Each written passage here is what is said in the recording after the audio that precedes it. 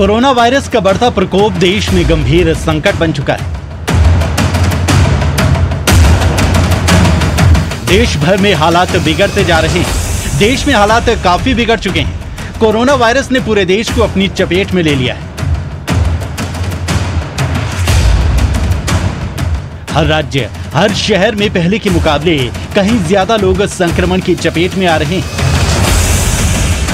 शुक्रवार को पहली बार ऐसा हुआ जब एक दिन के अंदर रिकॉर्ड 2,33,757 लोग संक्रमित पाए गए।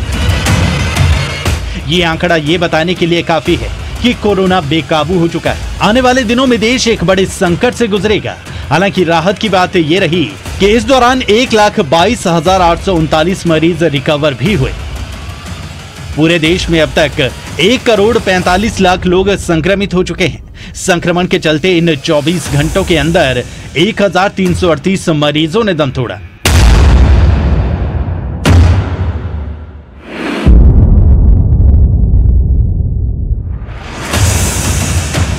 अभी इलाज करा रहे मरीजों की कुल संख्या 16,73,000 है। ये आंकड़ा शुक्रवार तक का है।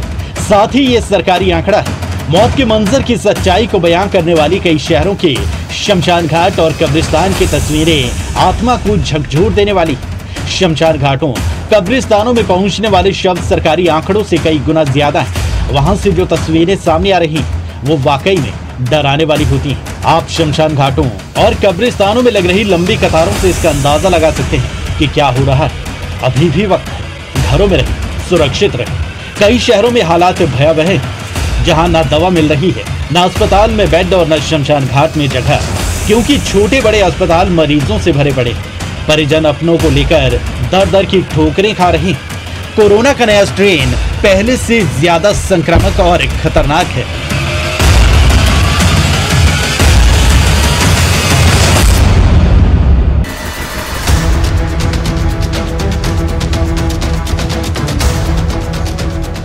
आप ये भी कह सकते हैं कोरोना पहले से ज्यादा ताकतवर होकर लौटा है। एक और आंकड़ा दिखाते हैं ताकि आप समझ सकें कि कोरोना किस रफ्तार से चपेट में ले रहा है।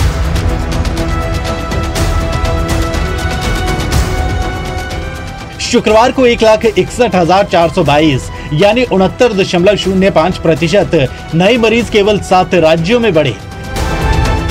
इनमें सबसे ज्यादा महाराष्ट्र में 63,729, उत्तर प्रदेश में 27,360, देश की राजधानी दिल्ली में 19,486, कर्नाटक में 14,859, छत्तीसगढ़ में 14,912, मध्य प्रदेश में 11,045 और केरल में 10,031 लोग संक्रमित पाए गए। इन्हीं राज्यों में सबसे ज्यादा 939 यानी 70.17% मौतें भी दर्ज की गई।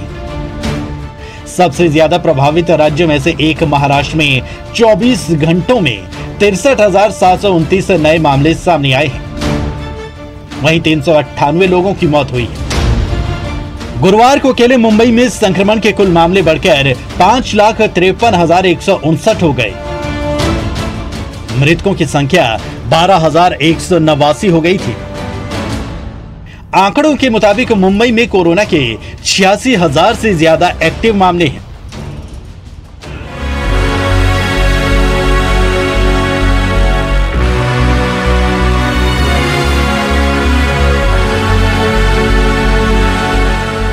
महाराष्ट्र के सीएम उद्धव ठाकरे ने पीएम मोदी से फोन पर बातचीत की। उन्होंने पीएम को ऑक्सीजन की किल्लत के बारे में बताया और मदद मांगी। स्थिति आपात है और ऐसे में एयरलिफ्ट करके ऑक्सीजन मुहैया करवाई जाए। महाराष्ट्र में 30 अप्रैल तक मिनी लॉकडाउन।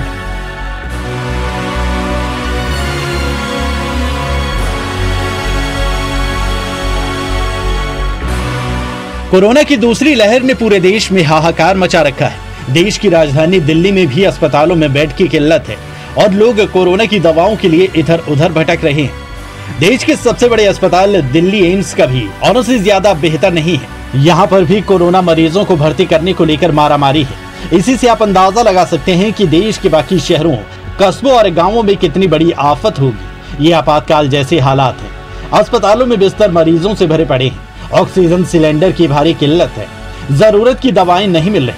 एक तरफ मौत का ऐसा मंजर, दूसरी तरफ पेट की मजबूरी। देश में लॉकडाउन लगाना एक बड़ी चुनौती है और मौजूदा हालातों से निपटना उससे बड़ी चुनौती है। अब क्या किया जाए? हालांकि कई राज्यों में सरकारें खुद हालात की समीक्षा कर फैसले ले रही है। कहीं नाइट कर्फ्यू है तो कहीं मिनी लॉकडाउन। कोरोना की चेन तोड़ना बेहद जरूरी है।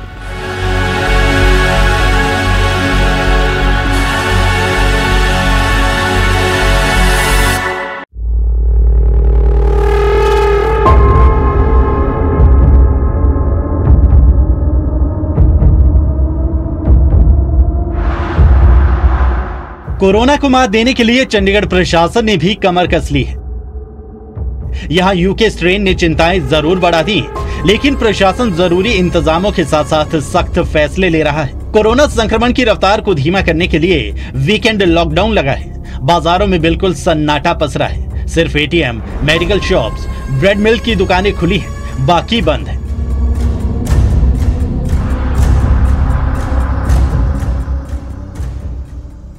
कोशिश हम करेंगे पूरा ये एरिया आपको दिखाने की कि आखिर क्या क्या चीज़ खुली है, क्या क्या लापरवाहियां अभी भी बाकी हैं। एसेंशियल कम्युनिटीज़ के साथ साथ जो मेडिकल शॉप्स हैं वो भी कितनी हैं। कोशिश करेंगे आपको मूवमेंट के थ्रू दिखाने की कि आखिर कहां कहां जो चीज़ें हैं वो खोली गई हैं। अभी हम चंडीगढ़ के सेक्टर 22 बिल्कुल अरोमा लाइट पॉइंट पे, अरोमा लाइट पॉइंट के साथ में जितनी भी जो शोरूम्स हैं, दुकानें हैं, हालांकि इस टाइम तक करीब 9 बजे का टाइम है, इस टाइम तक सभी दुकानें जो हैं वो खुल जाती हैं। लेकिन आज वीकेंड लॉकडाउन का जो असर है वो ज़रूर देखने को मिल रहा है। हालांकि जो जो छूट दी गई है, आपको बता दें एसेंशियल कमोडिटीज़ के साथ साथ जो मेडिकल है उनकी छूट दी गई है, वो दुकानें खोल सकते हैं। और उसके अलावा अगर हम बात करें एटीएम, जो वैक्सीनेशन जो लगाया जा रहा है सरकार की तरफ से, उनको भी खोला गया है। उसमें भी किसी भी तरह से कोई चेंजेस नहीं है। अगर किसी तरह के कोई स्टूडेंट का कोई एग्जाम है, एनडीए एग्जाम है, तो वो भी अपना आई कार्ड दिखाकर जा सकता है। उसके अलावा किसी भी तरह से कोई आवाजाही या कोई भी जो दुकान है वो नहीं खोल सकते। अगर कोई वायलेशन करता है तो उसके खिलाफ मामला भी दर्ज होगा और कार्रवाई जो भी बनती है डिजास्टर मैनेजमेंट एक्ट के थ्रू वो भी की जाएगी।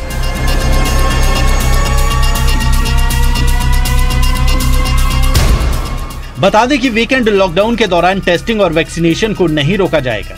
न्यूज 18 से एक्सक्लूसिव बातचीत में सीनियर डॉक्टर्स की टीम, मेडिकल सुपरिटेंडेंट ने बताया कि और ज्यादा टीम गठित की जा रही, लेकिन वीकेंड लॉकडाउन से और बिगड़ते हालातों को देखते हुए दिहाड़ीदार और दुकानदार डरे हुए हैं।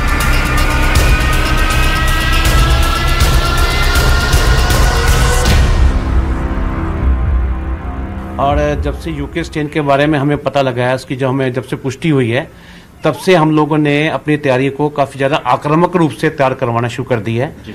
हमारे जो कोविड केयर सेंटर्स जो हैं, जो काफ़ी टाइम से हमने शुरू नहीं किए थे बीच में, क्योंकि इसकी दर काफ़ी कम आ गई थी, उसको भी हमने फिर से रीएक्टिवेट कर दिया है। और आने वाले समय में हम लोग किसी भी चीज़ के लिए, किसी भी विपदा के लिए लड़ने के लिए तैयार है, पूर्ण रूप से सक्षम है। और हमारी बिल्कुल पूरी तैयारियाँ हैं इसके लिए। आईसीयू बेड्स की व्यवस्था हमने कर ली है। जहाँ थोड़ी बहुत कमी थी उसको हम लोग पूरा कर रहे हैं। इस समय हम लोग अतिरिक्त स्टाफ जो है वो अपना मुहैया करवा रहे हैं यहाँ पे, और नए स्टाफ को रिक्रूट भी कर रहे हैं। यहाँ पे नए स्टाफ को ले भी रहे हैं ताकि जनता को कोई भी परेशानी का सामना ना करना। आवाजाही जरूर वेखਣ ਨੂੰ ਮਿਲ ਰਹੀ है।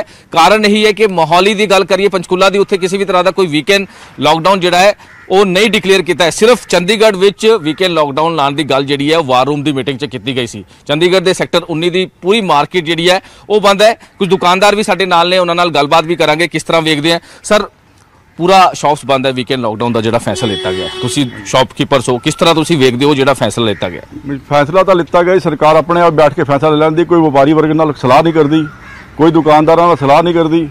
ਇਹਦੇ ਵਿੱਚ ਮਾਰਕੀਟ ਦਾ ਔਰ ਦੁਕਾਨਦਾਰਾਂ ਦਾ, ਵਪਾਰੀਆਂ ਦਾ ਬਹੁਤ ਜ਼ਿਆਦਾ ਨੁਕਸਾਨ ਹੋ ਰਿਹਾ।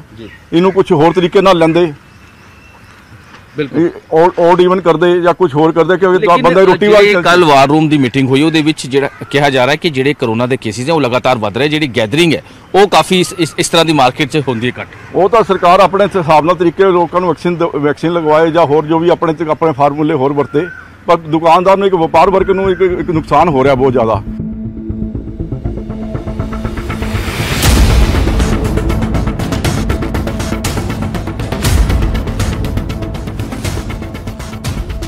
उधर हिमाचल में कोरोना से हो रही मौतों ने चिंताएं बढ़ा दी हैं। पिछले 7 दिनों में 65 मौतें हुई। एक्टिव केसों की संख्या 7700 पार है।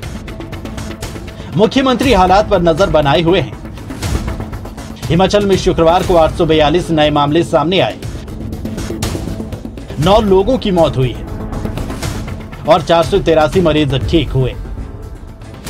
एक्टिव केसों की संख्या 7711। कोरोना से अब तक 1155 मौतें हुई। वहीं 74,195 लोग संक्रमित हुए। 65,291 मरीज ठीक हुए। न्यूज 18 पंजाब हरियाणा हिमाचल ने शिमला में रियलिटी चेक किया। यहां की सच्चाई जानकर आप हैरान रह जाएंगे। कैसे कोरोना के खतरे के बीच भी कोविड नियमों की उल्लंघना में जनता भी पीछे नहीं। नेताओं की तरह जनता भी नियमों की धज्जियां उड़ा रही है। शिमला में लगभग हर तीसरा व्यक्ति गलत तरीके से मास्क पहन रहा है और पर्यटक भी बिना मास्क के घूम रहे हैं। बाजारों में सोशल डिस्टेंसिंग की धज्जियां उड़ रही हैं।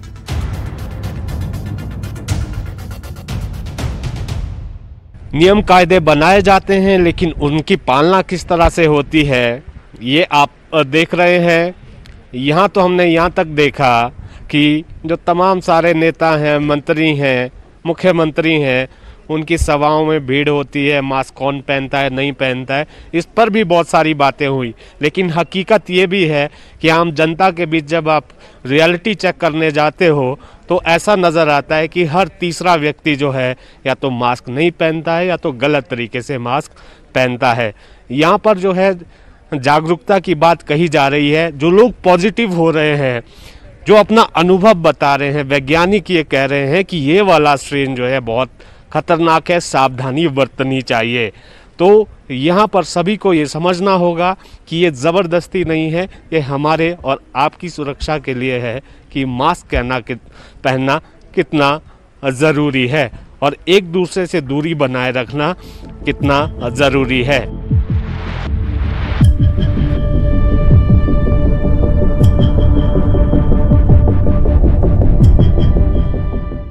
हरियाणा में भी हालात बद से बदतर होते जा रहे हैं। हालांकि सरकार ये साफ कर चुकी है कि लॉकडाउन नहीं लगेगा। हर स्थिति पर मुख्यमंत्री मनोहर लाल की नजर है। हरियाणा में 14 अप्रैल को 5,398 मामले सामने आए। 18 लोगों की मौत हुई। तो 13 अप्रैल को 3,845 नए केस सामने आए। वहीं 16 लोगों को जान गंवानी पड़ी। 12 अप्रैल को 3,818 लोग संक्रमित हुए, जबकि मौत का आंकड़ा 14 रहा।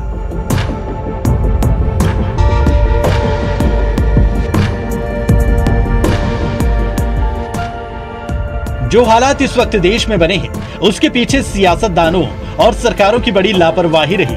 5 राज्यों में चुनाव के दौरान जिम्मेदार खुद चुनाव में डूबे रहे, रैलियों में भीड़ जुटाते रहे, नियमों की धज्जियां उड़ाते रहे। उधर देश को कोरोना ने घेर लिया। रही सही का असर कुंभ मेले ने निकाल दी। कुंभ का स्नान कोरोना संक्रमण का मुख्य कारण बन गया। जब कोरोना के आंकड़े एक बार फिर देश में बढ़ रहे हैं, तो तब कुंभ के आयोजन का महिमा मंडन करते हुए कुछ सियासतदान अपनी पीठ थपथपा रहे थे। पर आज हालात देखेंगे तो मालूम होगा कि ये कितनी बड़ी भूल थी। काफी शोर शराबा होने, सवाल उठाने और कोरोना के बेलगाम होने के बाद सरकार जागी है, संत समाज जागा है। इस बीच खबरें आई कि हरिद्वार के कुंभ मेले को अब खत्म किया जा सकता है। कोरोना के बढ़ते मामलों को देखते हुए प्रधानमंत्री नरेंद्र मोदी ने खुद साधु संतों से अपील की है कि अब कुंभ को प्रतीकात्मक रखा जाए।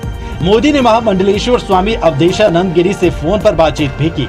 उन्होंने कुंभ मेले में संक्रमित पाए जा रहे साधु संतों का हालचाल भी जाना। मोदी ने सोशल मीडिया पर लिखा, आचार्य महामंडलेश्वर पूज्य स्वामी अवधेशानंद गिरी जी से आज फोन पर बात की। सभी संतों के स्वास्थ्य का हाल जाना। सभी संतगण प्रशासन को हर प्रकार का सहयोग कर रहे हैं। मैंने इसके लिए संत जगत का आभार व्यक्त किया। मैंने प्रार्थना की है कि 2 शाही स्नान हो चुके हैं और अब कुंभ को कोरोना के संकट के चलते प्रतीकात्मक ही रखा जाए। इससे इस संकट से लड़ाई को एक ताकत मिलेगी।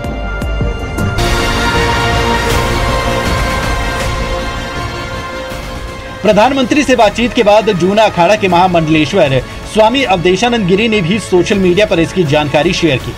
उन्होंने लिखा, माननीय प्रधानमंत्री जी के आह्वान का हम सम्मान करते हैं। स्वयं एवं अन्य के जीवन की रक्षा महत्वपूर्ण है। मेरा धर्मपरायण जनता से आग्रह है कि कोविड की परिस्थितियों को देखते हुए कोरोना के नियमों का निर्वहन करें। स्वामी अवधेशानंद ने कहा कि ज्यादातर स्नान पूरे हो चुके हैं, सिर्फ बैरागियों का स्नान बचा है। इसमें बहुत कम साधु शामिल होंगे और वो भी मानते हैं कि ये स्नान प्रतीकात्मक होना चाहिए। कोरोना के बढ़ते मामलों को देखते हुए निरंजनी अखाड़े ने 15 दिन पहले ही कुंभ मेला खत्म करने का ऐलान कर दिया था। इस अखाड़े के 17 साधु संत संक्रमित हो चुके हैं। अखाड़े के सचिव रविंद्र पुरी खुद संक्रमित हैं। अब तक कुंभ मेले में शामिल होने वाले करीब 70 से ज्यादा साधु संत कोरोना संक्रमित पाए गए हैं। बड़ी संख्या में संतों की टेस्टिंग हो रही है। 2 दिन पहले ही अखिल भारतीय श्री पंच निर्वाणी अखाड़े के महामंडलेश्वर कपिल देवदास की मौत भी हो चुकी है। उत्तराखंड में एक महीने के अंदर कोरोना मरीजों की मिलने की रफ्तार में 8,814% की बढ़ोतरी दर्ज की गई है। इस ग्रोथ रेट को समझना है तो पहले कुछ आंकड़ों को देखें। 14 फरवरी से 28 फरवरी तक उत्तराखंड में महज 172 लोग संक्रमित पाए गए थे। फिर 1 से 15 अप्रैल के बीच 15,333 लोग कोरोना की चपेट में आए। 14 फरवरी से 14 अप्रैल के बीच का ग्रोथ रेट 8,814% आता है। बिगड़ते हालात का अंदाजा यहां हर दिन मिलने वाले मरीजों की संख्या से भी लगा सकते हैं। फरवरी तक यहां हर दिन केवल 30 से 60 के बीच लोग संक्रमित मिलते थे। अब यह संख्या बढ़कर 2000 से 2500 हो गई है। आंकड़ों पर गौर करें तो लगता है कि ये तो अभी शुरुआत है। आने वाले दिनों में स्थितियां और भी भयावह हो सकती है। पिछले 24 घंटे में उत्तराखंड में 2402 लोग संक्रमित मिले हैं। इनमें 539 मरीज हरिद्वार से हैं। न संस्थाओं ने और न इन संस्थाओं को मानने वाले अनुयायियों ने सरकार के आदेशों को माना, तभी तो कुंभ में इतना बड़ा जमावड़ा हो गया। आस्था के नाम पर आपत मोल ले ली। जब बात हाथ से निकली तो कोरोना फैलने पर अखाड़े ही आपस में भिड़ गए। ये एक दूसरे पर कोरोना फैलाने को लेकर आरोप लगा रही हैं। बैरागी अखाड़े ने आरोप लगाया कि कुंभ में संक्रमण सन्यासी अखाड़ों से फैला है। निर्मोही अखाड़े के अध्यक्ष महंत राजेंद्र दास ने कुंभ में बढ़ते संक्रमण के मामलों के लिए अखाड़ा परिषद के अध्यक्ष महंत नरेंद्र गिरी को जिम्मेदार ठहराया है। जिम्मेवारी एक दूसरे पर डालने और पल्ला झाड़ने से कोरोना नहीं रुकेगा। जो नुकसान होना था हो चुका। अगर अभी भी संभल गए तो गनीमत होगी, वरना कोरोना काल बनकर मंडरा रहा है। परिणाम हमारी सोच से भी भयानक होगा। Bureau report, news 18 Haryana.